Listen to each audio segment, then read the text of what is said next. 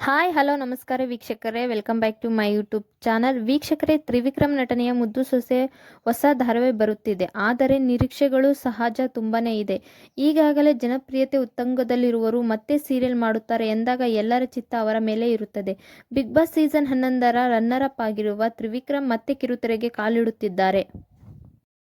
ಮುದ್ದು ಸೊಸೆ ಸೀರಿಯಲ್ ಇನ್ನೇನು ಕೆಲವೇ ದಿನಗಳಲ್ಲಿ ತೆರೆಗೆ ಬರುವುದಕ್ಕೆ ಸಜ್ಜಾಗಿದೆ. ರೀಮೇಕ್ ಸ್ಟೋರಿ ಆದರೂ ಬೆಟ್ಟದಷ್ಟು ನಿರೀಕ್ಷೆ ಇದೆ. ಬಿಗ್ ಬಾಸ್ ಸೀಸನ್ 11ರಲ್ಲಿ ಟಾಪಲ್ಲಿದ್ದ ತ್ರಿವಿಕ್ರಮ್ ಅವರಿಗೆ ಮತ್ತೊಮ್ಮೆ ದೊಡ್ಡ ಮಟ್ಟದ ಹಿಟ್ ಕೊಡುತ್ತಾ ಈ ಸೀರಿಯಲ್ ಎಂಬ ಕುತೂಹಲ ಸಹಜವಾಗಿ ವೀಕ್ಷಕರಲ್ಲಿದೆ.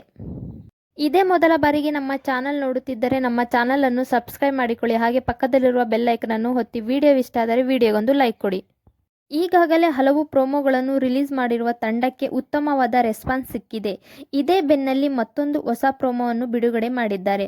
ಓದು ಅರ್ಧಕ್ಕೆ ನಿಲ್ಲುತ್ತದೆ ಎಂಬ ಭಯದಲ್ಲಿ ನಾಯಕಿ ತಾನು ಮೈನರ್ ಎನ್ನುವ ವಿಷಯ ಪೊಲೀಸರಿಗೆ ಮಾಹಿತಿ ನೀಡುತ್ತಾಳೆ. ಇನ್ನು ನಾಯಕ ತಾಳಿ ಕಟ್ಟಬೇಕು, ಪೊಲೀಸರು ಬಂದು ಮದುವೆಯನ್ನು ನಿಲ್ಲಿಸುತ್ತಾರೆ.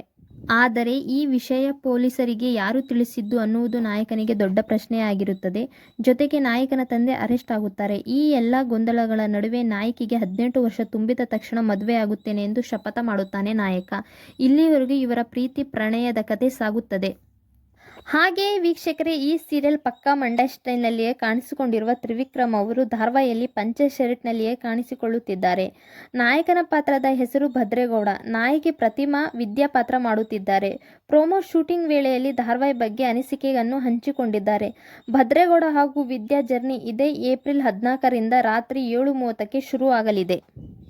ಯಾರೆಲ್ಲ ಮುದ್ದು ಸೊಸೆ ಧಾರಾವಾಹಿಗೋಸ್ಕರ ಕಾಯುತ್ತಿದ್ದೀರಾ ಅಂತ ಕಮೆಂಟ್ ಮಾಡಿ ತಿಳಿಸಿ. ತ್ರಿವಿಕ್ರಮ್ ಇಷ್ಟವಾದರೆ ವಿಡಿಯೋಗೊಂದು ಲೈಕ್ ಕೊಡಿ.